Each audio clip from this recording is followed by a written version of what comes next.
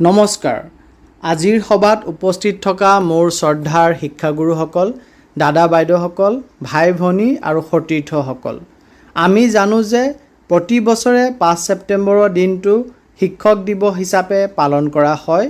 এই দিনটোতে দেশৰ প্ৰথম উপৰাষ্ট্ৰপতি, দ্বিতীয় ৰাষ্ট্ৰপতি তথা শিক্ষাবিদ, দাৰ্শনিক সৰ্বপল্লী ৰাধাকৃষ্ণন দেৱৰ জন্ম হৈছিল। সেই মহান ব্যক্তিগৰাকীক উদ্দেশ্য কৰিয়েই বছৰ বছৰ ধৰি শিক্ষক দিৱস পালন কৰি অহা হৈছে। ভাষণৰ আৰম্ভণিতে সেই মহান ব্যক্তিগৰাকীলৈ মোৰ কৃতজ্ঞতা জ্ঞাপন কৰিছোঁ। ডক্টৰ সৰ্বপল্লী ৰাধাকৃষ্ণনৰ জন্ম হৈছিল 1888 চনৰ ৫ ছেপ্টেম্বৰত তিৰুত্তনী গ্ৰামত। সেই ঠাই বৰ্তমান তামিলনাডুৰ তিৰুবল্লুৰ জিলাত আছে। তেওঁৰ পিতৃৰ নাম আছিলে সৰ্বপল্লী বীৰস্বামীয়াহ আৰু মাতৃ আছিল চিতাম্মা। তেখেতে সৰুৰে পৰা বৰ কষ্টেৰে ডাঙৰ দীঘল হৈছিল। তেওঁ আছিল একেধাৰে প্ৰখ্যাত দাৰ্শনিক, লেখক, শিক্ষক আৰু ৰাজনেতা।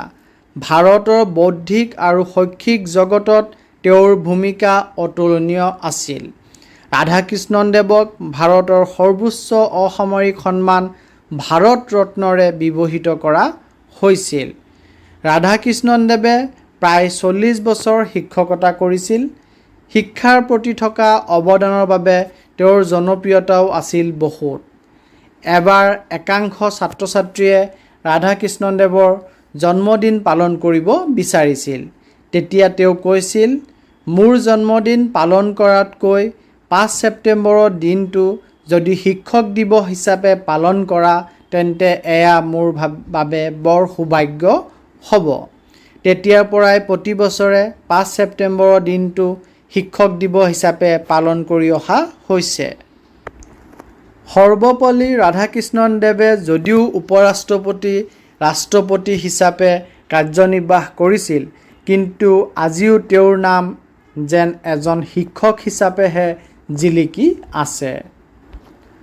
শ্ৰদ্ধাৰ শিক্ষাগুৰুসকল, আপোনালোকৰ স্থান মোৰ জীৱনত বহু উচ্চ। আপোনালোকে মোৰ জীৱনত যি পোহৰ দিছে তাৰ ঋণ মই কেতিয়াও পৰিশোধ কৰিব নোৱাৰিম। মই আপোনালোকৰ ওচৰত সদায় চিৰঋণী হৈ ৰ'ম। কেৱল অ, আ, ক, খ শিকোৱাই নহয়, আপোনালোকে মোক জীৱনৰ পাঠো শিকাইছে, যাৰ বাবে আজি মই এনেকৈ থিয় হৈ আপোনালোকৰ আগত ভাষণ দিব পাৰিছোঁ। আপোনালোকৰ সান্নিধ্য পাই মই ধন্য।